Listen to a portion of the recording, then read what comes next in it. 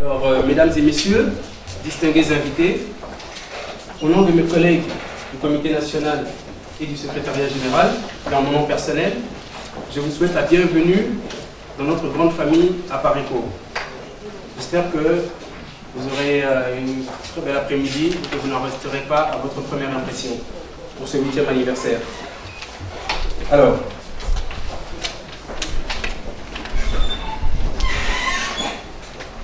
je suis très heureux donc de souligner que votre présence ici vise à nous rassembler dans ce cadre symbolique qu'est l'université de Bobigny, afin que cela puisse surtout nous permettre de fraterniser, déjà de nous connaître, parce que beaucoup ici ne se connaissent pas, vous ne connaissez peut-être pas les visages de tous mes collègues qui sont au comité national ou bien dans le secrétariat général. Pour ceux qui ne me connaissent pas, j'aurais même dû commencer par ça, je suis le secrétaire général adjoint, Rafik Izozo. Donc je vous remercie d'être venu parce que cet anniversaire va surtout nous permettre de fraterniser, de nous rassembler et surtout de renouer les liens que les distances rendent moins tangibles. Chacun, il y en a qui viennent de très loin, de Suède, il y en a qui viennent de la Suisse, il y en a qui viennent de l'Allemagne, de la Hollande. Désolé si je n'ai pas cité tous les autres comités, mais mon mot d'introduction visait surtout à vous remercier d'être venu et d'avoir fait ce déplacement pour ce 8e anniversaire. Alors, pour commencer, je vais demander au secrétaire national chargé de la justice d'intervenir. Merci.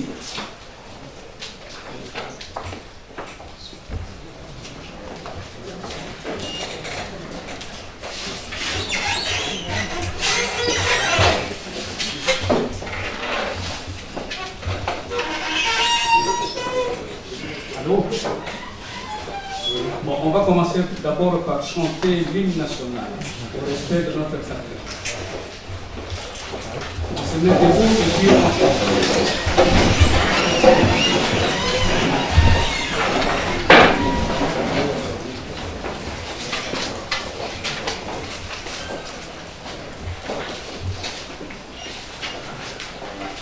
On est directement debout, Congolais. Unis par le sol, unis par l'effort pour l'indépendance.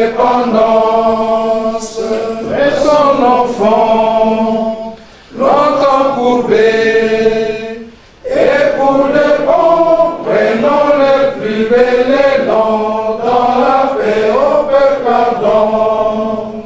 Par le labeur, nous bâtirons un pays plus beau qu'avant dans la paix, citoyen.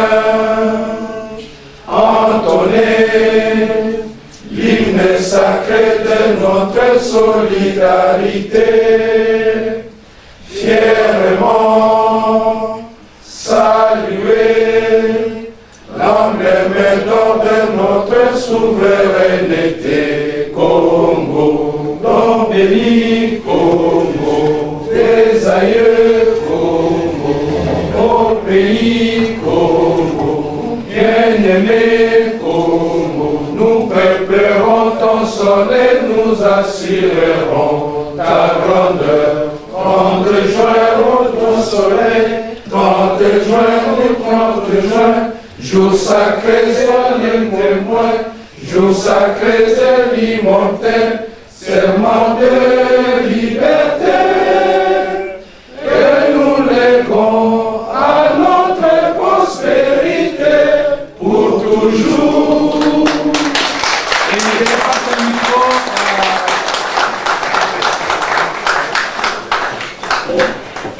Général Musco pour une petite animation. Et en cet instant, je demande 1 minute de silence pour le sang versé du Congo.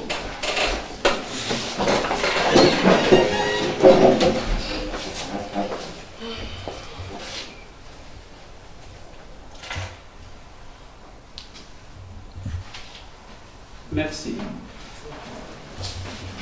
Apareko oye! Oye! Apareko oye! Oye! Bandeko babolingo nakanisi esengo ezali makasi na bino baso oyo boye na milulu na biso ya leloyo. Toyebi ete Apareko ekokisi 8 ans ya résistance. Président na biso Papa Loïc Bandazambo Katumba viaki melekete bienoa oyo na pelaka butumoi oyo biso bana ya Apareko na bakonzi na ngai nyonso Apareko tozali nsima na ye na nko bandeko bapaya boyei malamu tozali na bino awa tina ndenge tokosukisa bililo na biso ya pokwa lelo tozali kokoba se kokoba. Merci.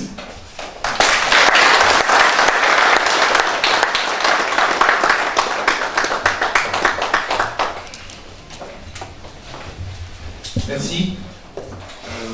Je ne sais pas s'il faut que je dise encore que je suis le secrétaire national exécutif chargé de la justice et des droits humains, M. José Filou.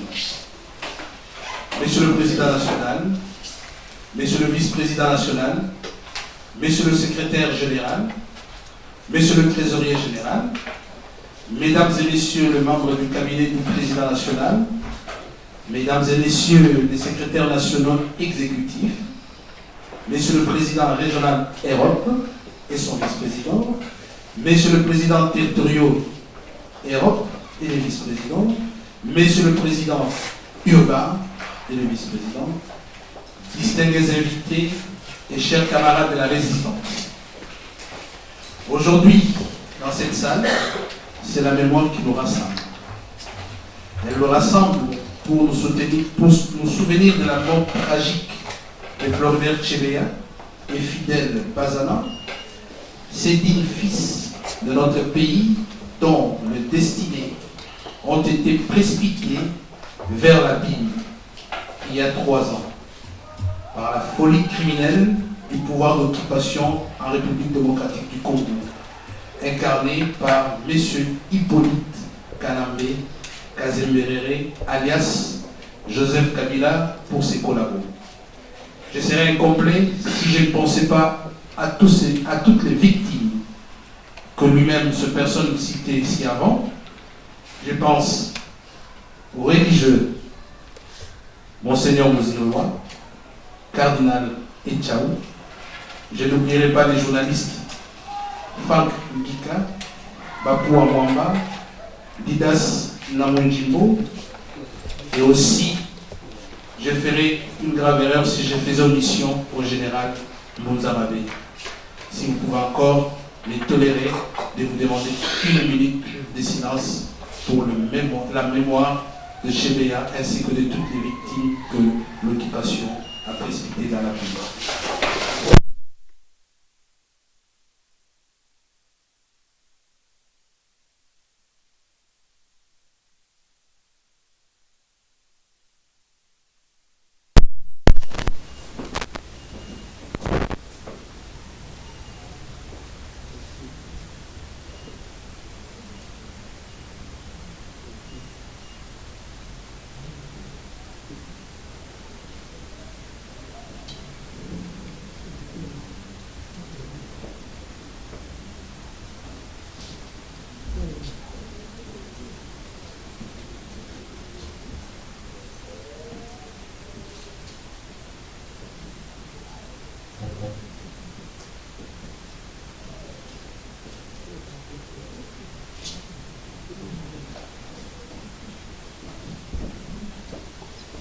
Merci.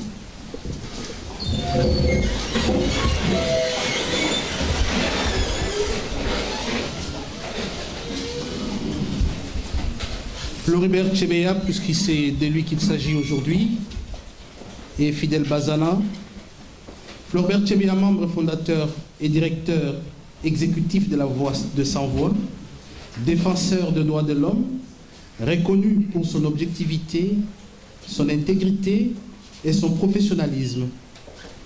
Floribert Chebeya a été froidement assassiné, on le sait, suite aux multiples enquêtes qu'il menait sur des dossiers de violations graves des droits de l'homme considéré sensible pour l'imposture à la tête de notre pays. Je pense que pour ceux qui suivent l'information de notre pays, vous conviendrez avec moi qu'il n'y a pas plus tard qu'il y a 2 jours ou 3 jours, un des avocats du parti civil qui s'occupait du dossier Tchébéa a été visité malheureusement par le pouvoir d'occupation et son cabinet a été de faute en comble pillé.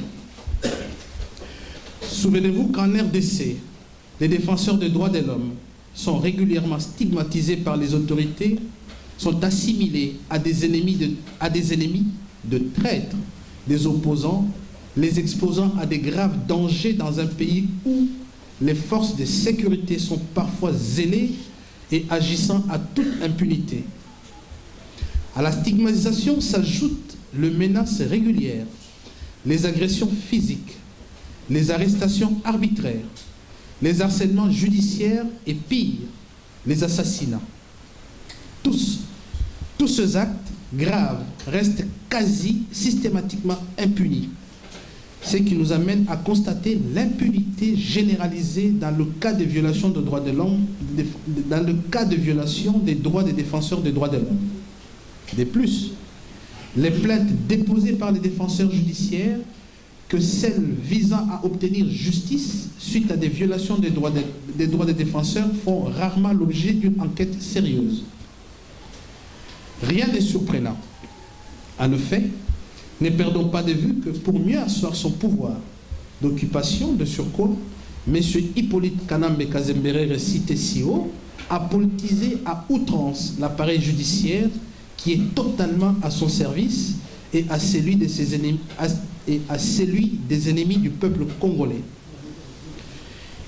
Il nous revient en effet des sources dignes de foi que l'ex-commandant Hippo, connu sous le faux nom Joseph Kabila, a mis en place un système de parrainage doublé de l'incorporation obligatoire de tous les hauts magistrats dans le service de renseignement. Son but est non seulement d'obtenir de ces hauts magistrats toutes les informations sur les différents dossiers leur soumis pour instruction, mais aussi et surtout de leur imposer les décisions à prendre. Dans ce contexte, le procès souvent médiatisé ne sont autres que de véritables parodies de justice, de vrais canulars. Tenez, en RDC, les procès en matière d'assassinat présentent une caractéristique essentielle. Ils ne parviennent jamais à rétablir la vérité, en dévoilant notamment l'identité de vrais coupables.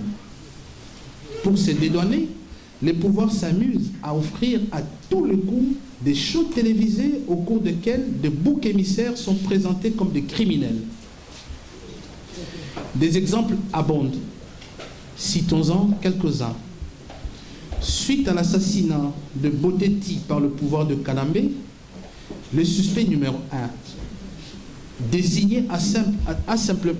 suspect numéro 1, Kanambe lui-même, désigné, a simplement été blanchi dans un procès organisé juste pour sa cause, tandis que le militaire qui avait promis de témoigner parce qu'il connaissait l'identité qui est celui de Joseph Kabila Fono, le commanditaire de ce crime, ont été exécutés quelque temps après le procès.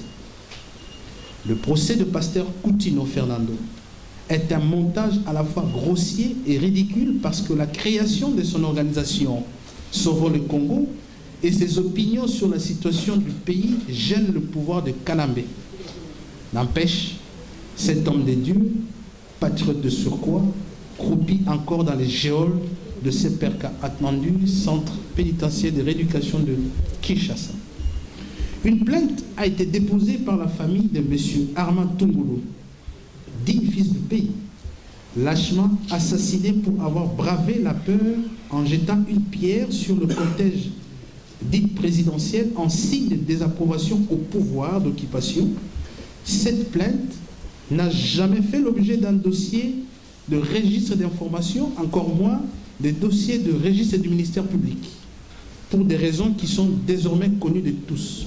Celui de cacher l'identité réelle du criminel que vous tous vous connaissez à la personne de M. Hippolyte Kanambe Kazemberere, alias Joseph Kabila.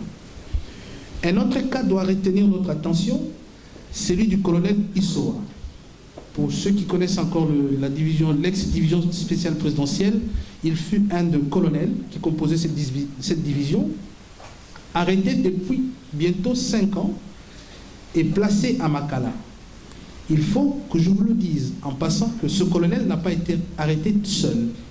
Il a fait objet d'arrestation avec 44 compagnons militaires. Tous, ils ont commis comme péché d'être originaires de l'Équateur. La liste des violations est longue et leurs conséquences sont multiples et fâcheuses. Ici, je ferai une grave insulte si je ne me rappelais pas de 8 millions de morts que nous pleurons depuis 16 ans. L'instabilité à l'est de notre pays, les viols, les enlèvements.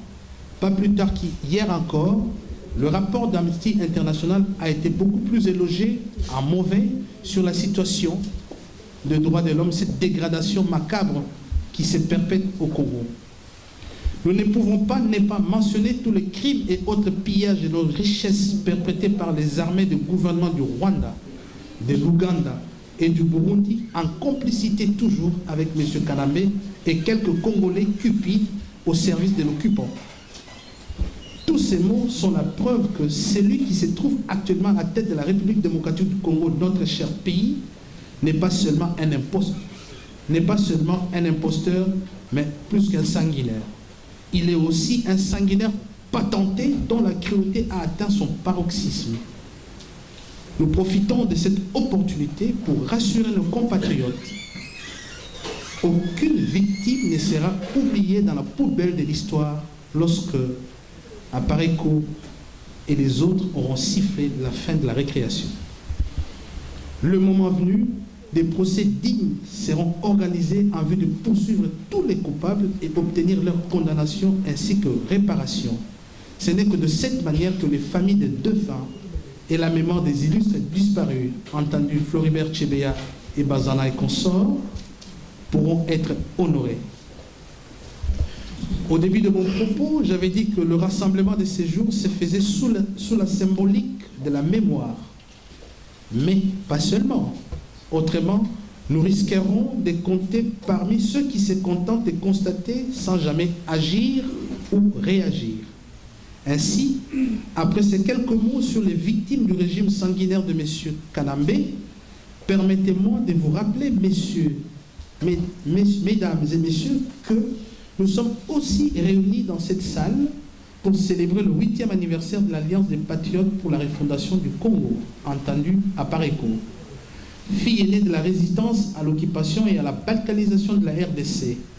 Ce mouvement politique a vu le jour le 4 juin 2005 à l'initiative de M. Honoré Ngbandanzamboko Atumba, qui en est le président national, avec quelques compatriotes parmi lesquels l'actuel trésorier général, M.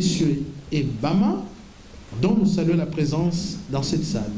Souffrez que je puisse vous demander de leur acclamer, s'il vous plaît.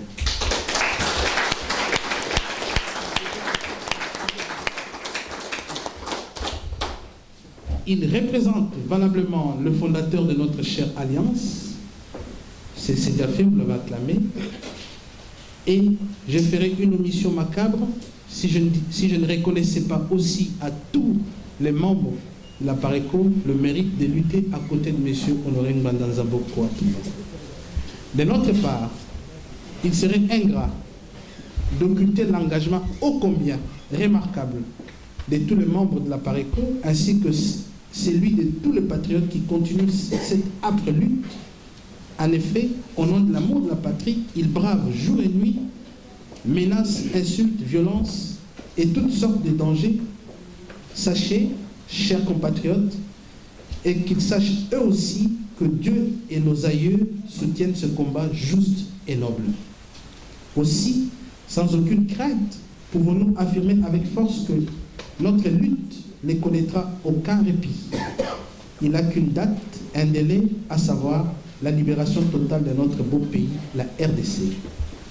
Mesdames et messieurs, distingués invités et chers camarades de la résistance, avant de quitter cette tribune, laissez-moi rendre un hommage mérité à tous les résistants patriotes, toutes convictions et origines confondues, à toutes ces femmes et à tous ces hommes qui, à la suite de M. Honoré Mbanda, Nzamboko Atumba, se sont levés pour refuser la balkanisation de notre beau pays, la RDC. Une mention spéciale à tous les patriotes congolais de la diaspora qui, nuit et jour, déjouent les plans maléfiques d'Hippolyte Kanambé en rendant notamment la vie difficile à tous les collabos qui, par audace et par esprit de provocation, tentent de s'offrir des villégiatures en Europe. Que Dieu bénisse la République démocratique du Congo. Merci de votre attention.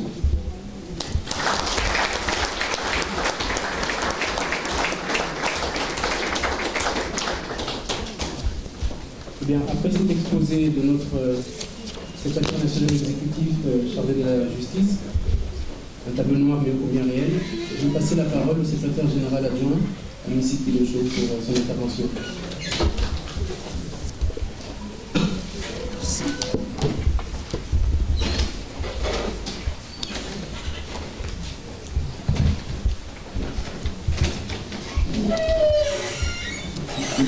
Mesdames, Messieurs, distingués invités,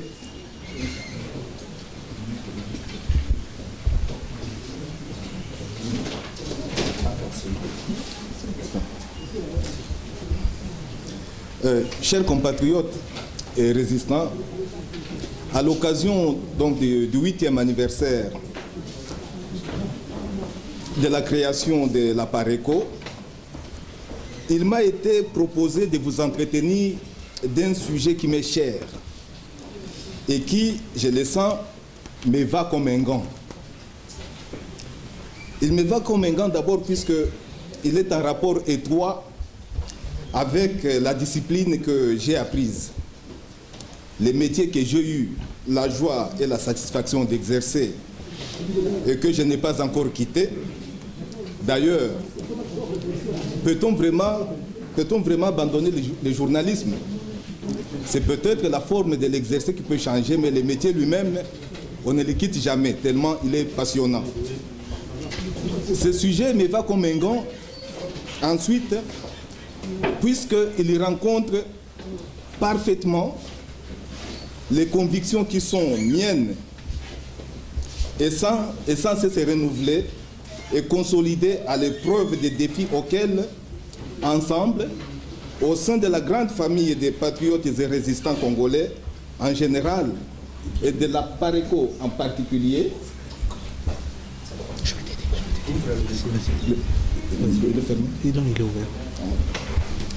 donc je disais que nous sommes en train de forger nos convictions au jour le jour. Donc le sujet dont je vais vous entretenir, il s'agit de l'information. Information non pas en tant qu'élément de connaissance qu'un média livre à un public donné pour répondre à la sempiternelle question quoi de neuf que nous nous posons, chacun d'entre nous se pose chaque matin quand il allume son poste de radio. Mais l'information dont je vais vous parler aujourd'hui, c'est sous son aspect de l'arme. Donc, j'avais parlé de l'information comme arme dont s'est choisi la PARECO en vue de libérer notre pays de l'occupation et des forces qui travaillent pour sa balkanisation. Mais avant d'entrer dans le vif de mon sujet, permettez-moi de vous remercier, chers compatriotes, mesdames, mesdemoiselles et messieurs, amis du Congo et de son peuple.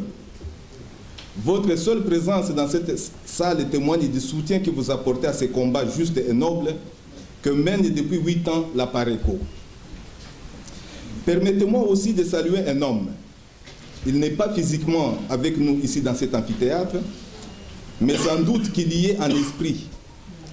Un homme sans lequel nous ne serions peut-être pas ici aujourd'hui, parce que l'idéal autour duquel nous sommes réunis, il en est l'artisan, le catalyseur et le timonier. Je voulais parler de son Excellence Honoré Ngwanda Nzamboko Atumba, président national de la PARECO. La communication, arme principale et stratégie d'un combat pour la libération d'un pays et d'un peuple. tel est le sujet que je veux vous exposer. Mais rassurez-vous, je ne serai pas long. Mon objectif n'étant pas celui de développer une thèse académique sur la communication. Mon objectif est plutôt simple. Vous livrez une sorte de secret de polichinelle sur la nature et la portée de l'arme par excellence dont la PARECO se sert dans son combat contre les ennemis de la République démocratique du Congo. Une fois que vous allez découvrir le pourquoi et les comment de l'usage de cette arme, et aussi son efficacité, que vous vous l'appropriez à votre tour pour le triomphe du combat que nous menons, c'est cela en définitive mon souhait. Pour ce faire, mon exposé aura 3 parties. Dans ma première partie, je vais très rapidement présenter la nature et l'arme communicationnelle de la PARECO. Ici, je vais m'employer à démontrer en quoi l'arme de la PARECO, sans être une Kalachnikov et encore moins une arme à destruction massive, n'en est pas moins redoutable. Raison pour laquelle, en lieu et place de ces armes qui versent le sang et détruisent des vies humaines dont les ennemis du Congo se servent en RDC pour voler, violer, tuer et massacrer des vies innocentes, la PARECO a, elle, préféré recourir à une arme non létale, une arme non létale, mais dont la propriété est aussi de causer des torts, mais surtout de changer l'esprit des gens auxquels elle s'adresse. D'abord, un mot sur la communication et l'information que nous revendiquons être notre arme dans le combat pour la libération de notre pays. Afin de comprendre pourquoi, au lieu de recourir à ces armes qui crachent le feu pour libérer le pays, la PARECO, à ce jour, a jeté son dévolu sur la communication. De façon lapidaire, vraiment lapidaire, disons que la communication sous-entend une interaction sous une forme d'échange de messages entre au moins 2 entités, à travers un vecteur ou un médium. Les 2 entités étant normalement tour à tour émetteurs et récepteurs. D'ailleurs, si ce n'était pas le cas, le mot communication serait univectoriel et n'aurait plus de sens. Donc cet échange, il est fait dans un environnement où d'autres entités parallèles ou périphériques émettent en même temps d'autres messages destinés à d'autres récepteurs et parfois aux entités originelles, avec tous les risques de voir se créer des bruits ou interférences qui ont la fâcheuse conséquence de brouiller la communication. Quoi qu'il en soit, qu'elle soit verbale ou picturale, télégraphique ou gestuelle, qu'importe la forme qu'elle peut prendre, une communication s'est faite dans un but bien précis, celui de communiquer quelque chose, de passer une information. Au demeurant, l'information communiquée n'étant pas elle-même neutre, mais porteuse de toute une perception du monde, des valeurs, des idées que l'émetteur veut faire passer, ou plutôt veut faire épouser par les récepteurs, et ainsi l'amener à une autre perception et approche des réalités qui l'entourent, ou sur lesquelles on veut bien attirer son attention. C'est déjà au début du siècle dernier, sous Mark Twain, le sociologue canadien que l'on considère à juste titre comme le père de la communication, comme science moderne, pour avoir été les premiers à énoncer le célèbre dictum selon lequel les masses médias ont réduit le monde entier à la taille d'un petit village planétaire, que communiquer a revêtu d'autres dimensions on ne peut plus stratégiques. En effet, ce qui se passe dans un quelconque coin du globe a aussitôt, grâce aux médias, fait le tour du monde. Pourtant, lorsque, en 1821, l'empereur Napoléon Bonaparte périt dans son île, où il a été détenu en captivité par les puissances signataires du traité de Vienne, c'est seulement au bout de 3 mois que la nouvelle de sa mort arriva en Europe. Depuis Mark Twain, donc, au début du XXe siècle, les médias ont quitté les champs d'intérêt social purement local pour celui des enjeux politiques, économiques, culturels, bref, géostratégiques à l'échelle planétaire. Tout au long du siècle dernier, en effet, pendant la guerre froide, les grandes puissances ont rivalisé non seulement en adresse dans la conquête de l'espace, dans la production des armes nucléaires, mais aussi et peut-être surtout dans le secteur médiatique, avec notamment l'extension des zones couvertes par leur influence médiatique. Conséquence, c'est à des milliers et des milliers de kilomètres de leur centre d'émission que des programmes de Radio Moscou, de la Voix de l'Amérique, de la BBC, de la Deutsche Welle, de RFI et même de la radio de la République populaire de Chine étaient captés. Pourquoi tout cela, me demanderez-vous?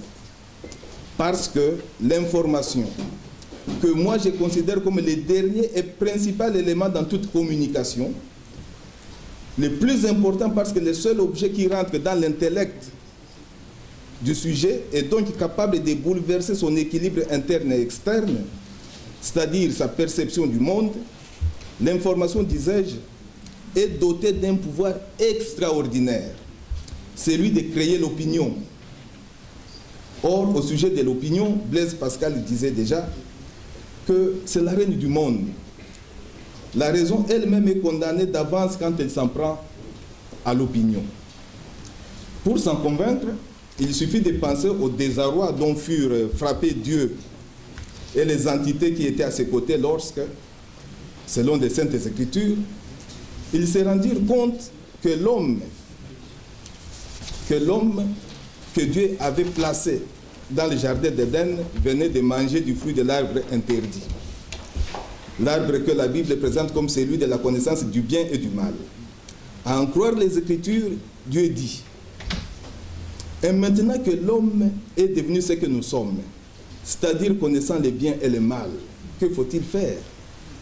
En réalité, l'homme venait d'accéder à un pouvoir qu'il n'avait pas jusque-là, l'information. Et depuis, sa vie et son destin changèrent à tout jamais. Excusez-moi cette diversion, c'était pour vous détendre un peu, mais pourtant c'est vrai. Depuis la nuit des temps, le contrôle de l'information a toujours été une des recettes par excellence des entités politiques qui veulent garder une mainmise sur d'autres. Ou des hommes qui se croient sortis de la cuisse de Jupiter, estiment qu'il leur revient de maintenir d'autres hommes sous leur diktat. Dans certains régimes politiques, le contrôle de l'information est si strict qu'il est même interdit de lire la presse ou toute publication qui n'a pas été préalablement autorisée par le gouvernant. C'est le cas au Rwanda aujourd'hui. Toute lecture ou possession d'une publication qui critique la politique et surtout la très controversée démocratie rwandaise n'est pas autorisée au pays et il est dès lors illégal d'entrer en sa possession. L'inverse est aussi vrai. Vous voulez affranchir un homme, le rendre maître de son destin, informez-le. Instruisez-le, en un mot, informez-le. La bataille livrée et perdue en son temps par M. Amadou Maktambo, alors directeur général de l'UNESCO, sur les nouvelles ordres mondiales de l'information qu'il appelait de tous ses voeux, révélait de la même problématique. Devant son acharnement à amener les grandes puissances à rééquilibrer les choses, c'est-à-dire mettre un terme au circuit qu'il voulait que ce soit toujours les seuls pays du Nord qui alimentent en information les pays du Sud, phénomène qui jusqu'aujourd'hui, hélas, est vivace, les grandes puissances, les États-Unis en tête, avaient réussi à obtenir l'éjection de M. Maktambo de son siège de DG de l'UNESCO. Aujourd'hui, en République démocratique du Congo, la situation n'est pas différente. Si les journaux, les radios et les chaînes de télévision ont proliféré au cours de ces 15 dernières années, leur desserte en information laisse à désirer. Parce que le contrôle de l'information par le pouvoir en place n'a pas lâché prise. Au contraire, et si on veut survivre dans l'espace médiatique congolais, on n'a qu'à choisir entre la langue de bois ou les retraits purs et simples d'autorisation de publication. Où on s'est fait la caisse de résonance du régime d'occupation en place et on a un petit strampotin d'où qu'émandé des miettes de la mangeoire nationale. On ferme la bouche ou on court le risque d'une élimination physique pure et simple. Ce n'est donc pas pour rien que notre pays est cité dans tous les rapports des organismes compétents parmi ceux où les journalistes a plus de risques de se faire tuer du simple fait d'être journaliste. La conséquence de tous ces ostracismes communicationnels et ces omertas dont même la plupart des patrons des journaux quinois et des journalistes congolais en général se font complices est que la population vit dans l'ignorance.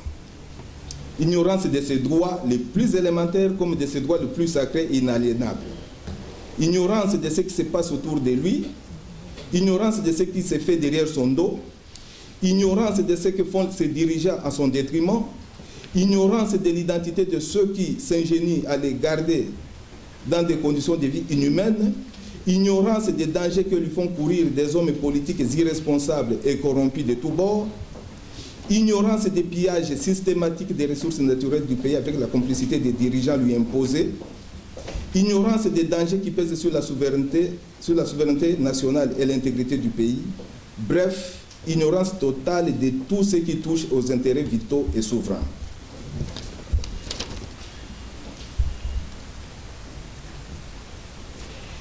Conséquence de la stratégie du bandeau noir sur les yeux et de la voile noire sur les faits que pratiquent les pouvoirs en place, et faute des reculs nécessaires et des éléments de background pouvant leur permettre de situer les faits, les analyser et en prévenir les conséquences, beaucoup de Congolais ont encore difficile à établir un lien de cause à effet entre les affres qu'ils vivent au quotidien, la mort qui les côtoie au quotidien et l'occupation dont ils sont victimes. Informés par des caisses de résonance qui pullulent sur le terrain, tant du côté contrôlé par le gouvernement que celui contrôlé par les soi-disant rebelles, d'autres compatriotes en sont même arrivés à s'imaginer que le Congo et son peuple sont tous sous le coup d'une fatalité devant laquelle on ne pouvait rien entreprendre. C'est que la Pareco refuse d'admettre. C'est ainsi que la Pareco a créé, s'est choisi la communication comme arme.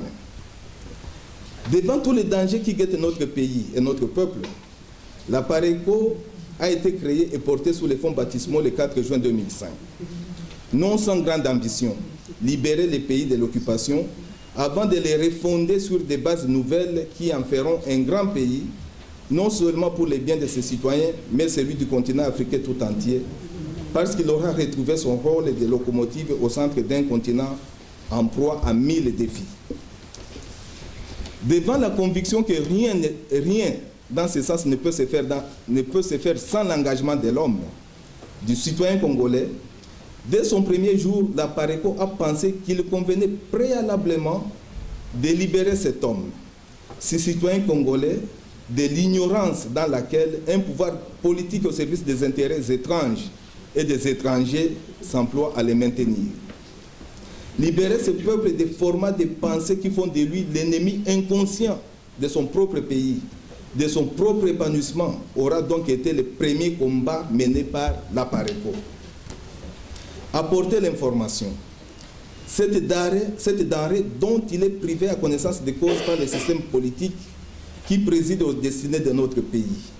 L'information, cette lampe sans laquelle on reste à tout jamais comme dans les noirs, les yeux bandés.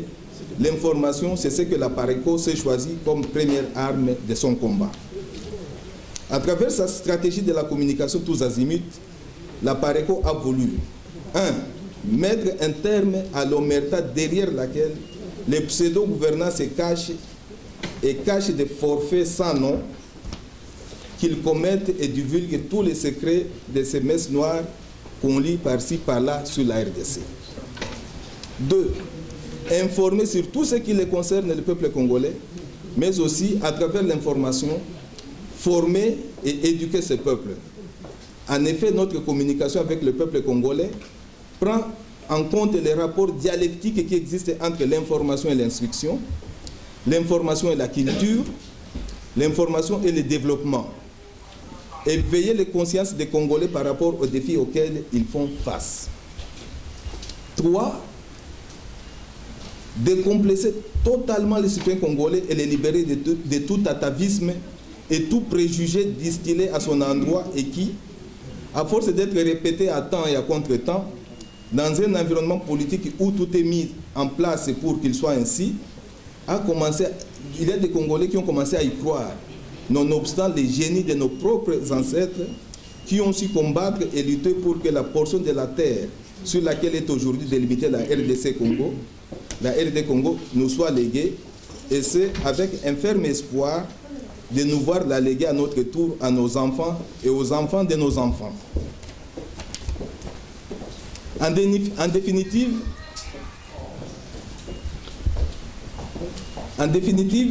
la politique communicationnelle de la PARECO vise à réveiller les fils et les filles de notre pays, les façonner autrement, les amener petit à petit à appréhender autrement les problèmes de notre pays et les préparer ainsi au combat qui les entend, celui de se battre pour la libération nationale, pour ensuite refonder les pays.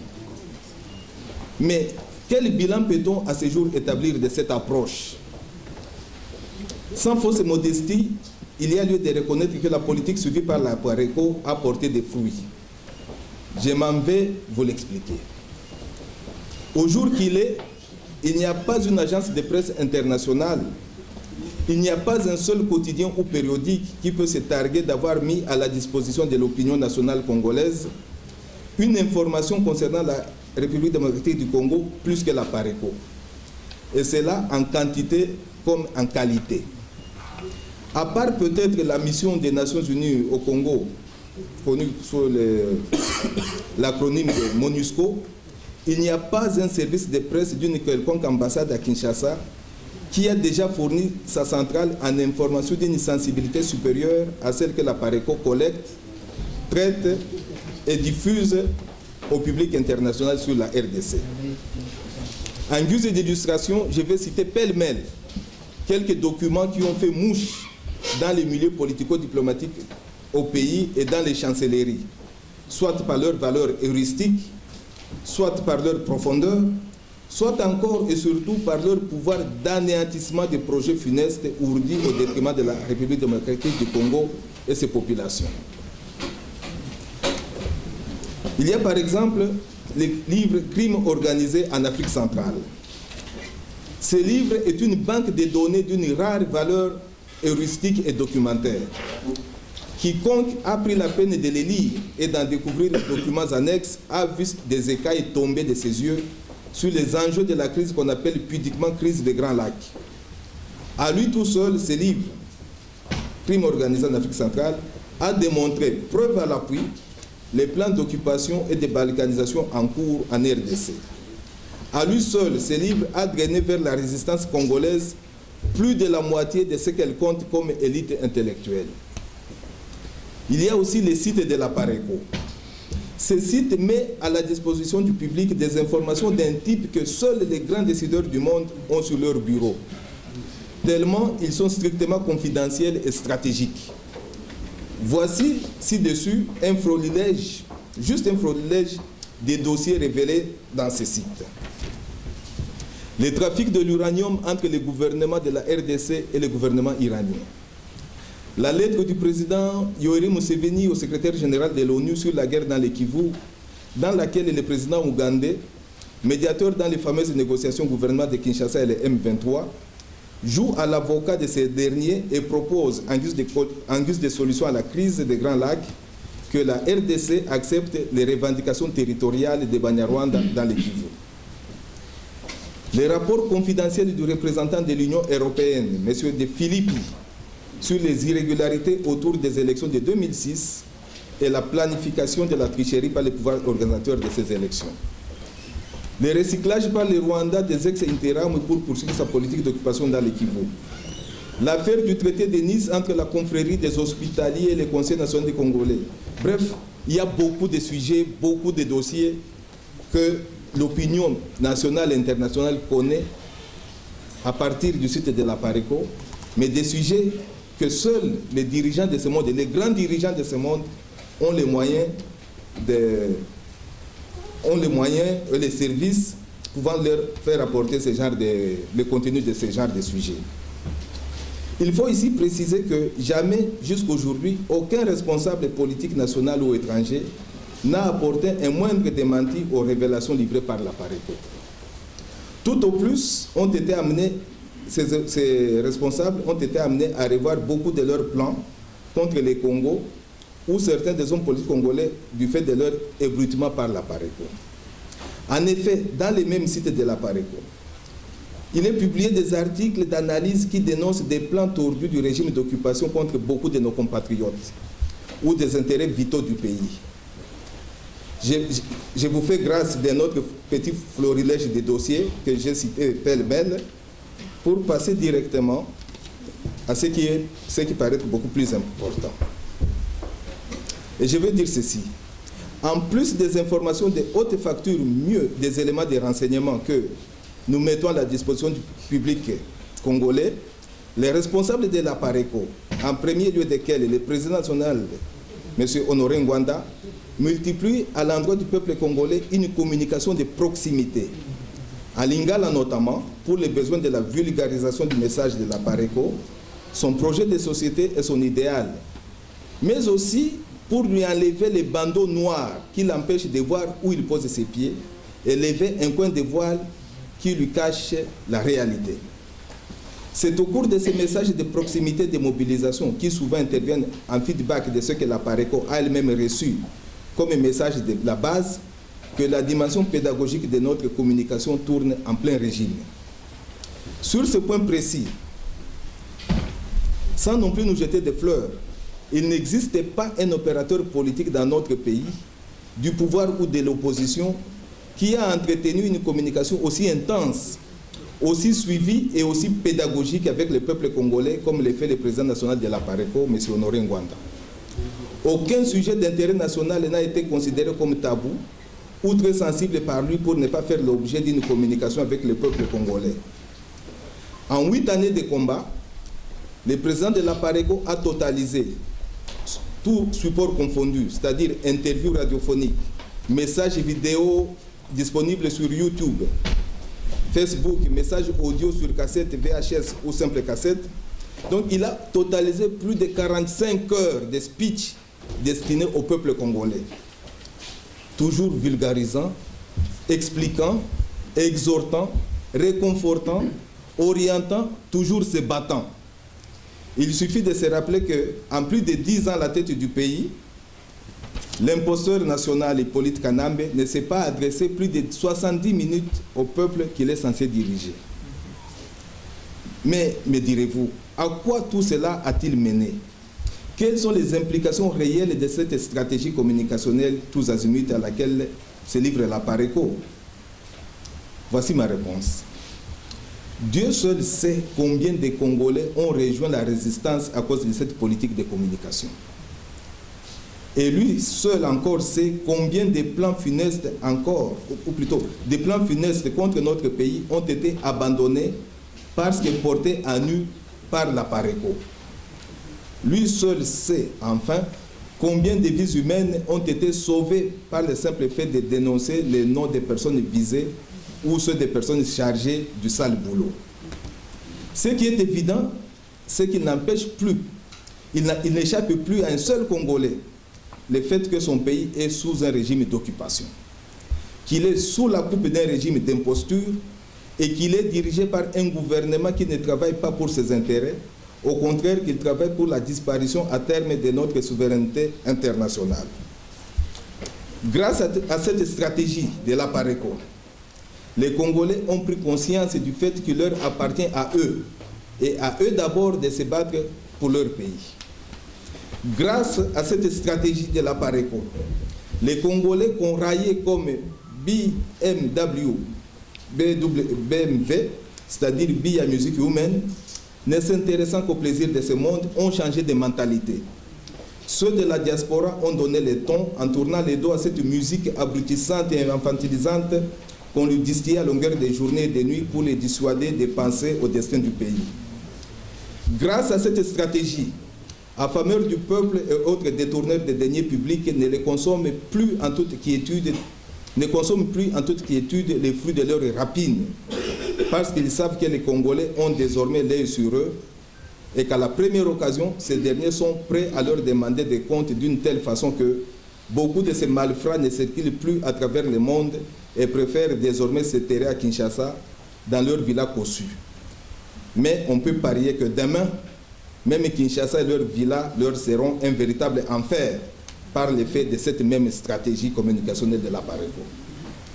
Grâce à cette stratégie, au-delà des divisions idéologiques et partisanes qui sont les leurs, les Congolais savent désormais parler un même langage devant tous les fossoyeurs étrangers de leurs richesses et qui sont à la base des malheurs qu'endurent leurs parents au pays.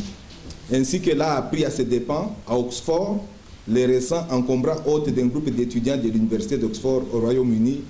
Vous comprenez bien que je veux parler du président Paul Kagame. Grâce à cette stratégie, la 5e colonne est devenue une réalité à l'intérieur du pays où elle est en train d'étendre ses tentacules, préparant à tout point de vue, plus que jamais, les Congolais à l'assaut contre l'ennemi de leur pays et à se prendre en charge. En guise d'illustration de tout ce que je viens de souligner, et pour souligner l'efficacité de l'arme communicationnelle de la PARECO, je prends le seul point du projet de balkanisation de notre pays. Lorsqu'il y a 8 ans, sous la houlette de son président national, la PARECO a commencé à tirer sur la sonnette d'alarme à ce sujet. Tout Kinshasa politique ne voulait rien savoir. Pour beaucoup, c'était tout simplement de l'affabulation de M. Ngwanda. Des téméraires, ou disons des imprudents, qui en ont fait écho au pays, ont été jetés en prison. C'est le cas de M. Gabriel Mokia, c'est le cas du révérend Coutinho Fernando, c'est le cas de beaucoup d'autres anonymes. Mais où en est-on aujourd'hui? Ce problème est aujourd'hui sur toutes les lèvres à Kinshasa. Un colloque a été organisé le plus officiellement du monde à ce sujet par un groupe de professeurs au mois de mars dernier. L'imposteur national lui-même en a parlé pour la première fois comme une réalité dans son adresse à la nation congolaise au début de cette année. Le ministre de la Communication, Lambert Mende, qui s'était pendant longtemps employé à en nier l'existence et à menacer de toutes les foudres de l'enfer de la Kabylie, quiconque osait évoquer ces projets de balkanisation, là désormais dans chacune de ses sorties médiatiques.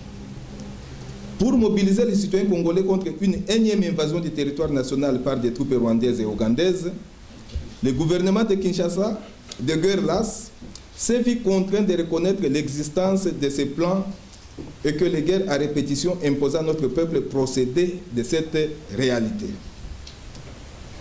Qui a été le premier de tous les acteurs politiques congolais et même de tous les Congolais à mettre sur la place publique l'existence de ces projets, sinon au péril de sa vie le président national Honoré Ngwanda?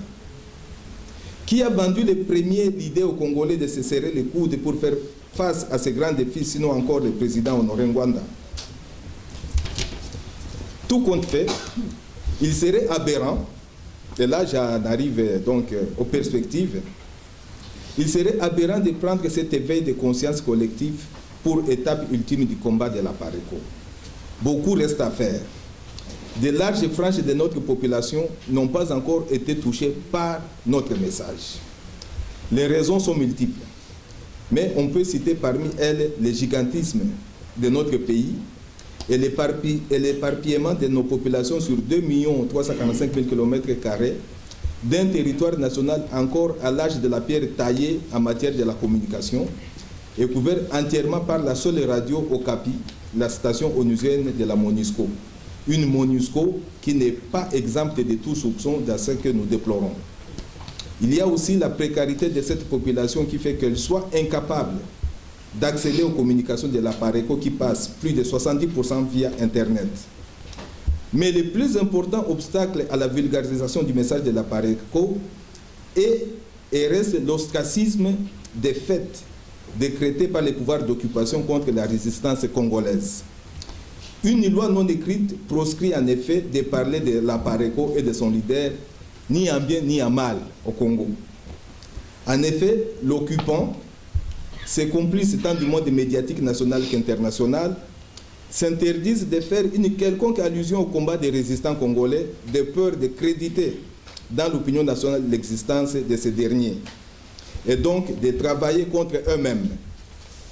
Pour s'en convaincre, il suffit de se représenter que ces médias, tant nationaux qu'internationaux, sont toujours prompts à ouvrir leurs colonnes et tendre leurs micros aux premiers kidam qui se proclament rebelles dans le Kivu, vendant ainsi dans l'opinion nationale des broutilles dont on chercherait en vain les noms dans des registres d'état civil de notre pays, dans le seul but de nous les imposer comme frères.